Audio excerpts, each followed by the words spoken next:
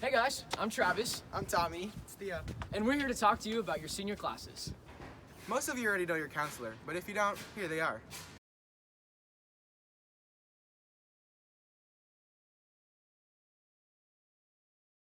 The purpose of this video is to go over your course options for next year And putting those options into Aries. and upcoming deadlines. Do you guys know how many credits you need to graduate?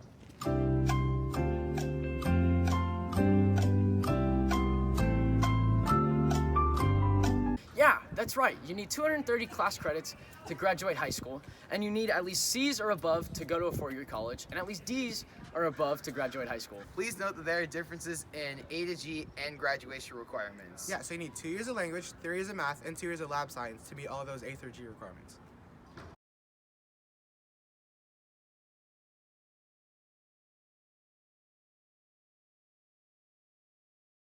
It would also be a good idea to review your transcripts.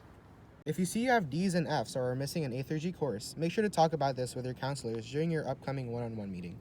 If you do have D's or F's, please note this summer is the last opportunity to make up grades during the summer. If summer is not an option, please talk to your counselor about other ways to make up credits. If you are on track for NCAA eligibility, be sure to talk to your counselor ASAP, as there are additional requirements needed. Also, don't forget to keep your future plans in mind when you're selecting classes next year. So guys, what kind of classes do I need to take? So you need to take English. There's going to be AP English, Multicultural Lit, Lit and Film, and ERWC. You also need to take government and econ. Please note, if you plan on taking AP econ, you must complete the entire year in order to graduate.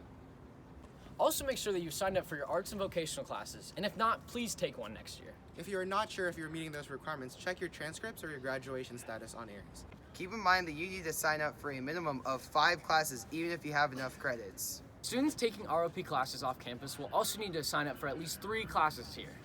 Information meetings will be happening soon, so please be sure to listen out for those announcements. Many of these classes have prerequisites, such as past grades, applications, and assessments. View the AP/honors course sheet handout and also online.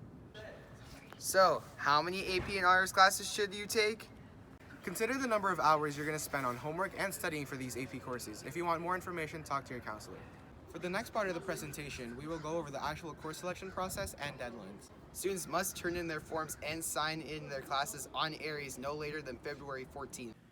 Turn in blue forms to your English teacher by February 14th. Your counselors will be meeting with you individually in the month of February. This is the time to ask any questions, concerns, or any ideas that you have for the next year. This is also when you can talk about options after high school, and if you're on track to graduate.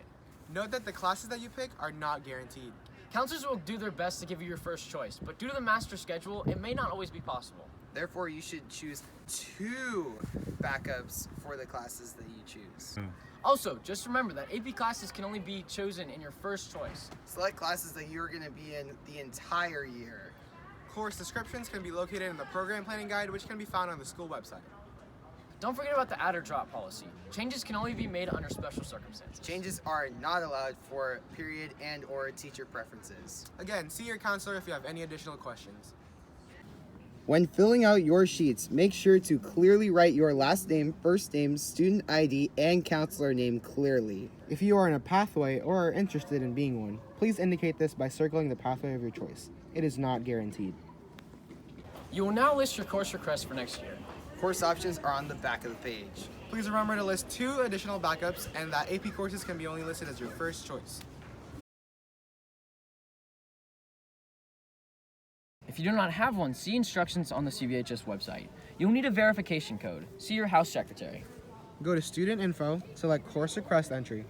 Search by course number or name. Use your sheet as reference. Click on the title of course to add to your list. Click Add Alternate as necessary. A yellow box will appear around course selection area. Search and click the title of class to add as alternate. There is no Submit button. When you are done, log out.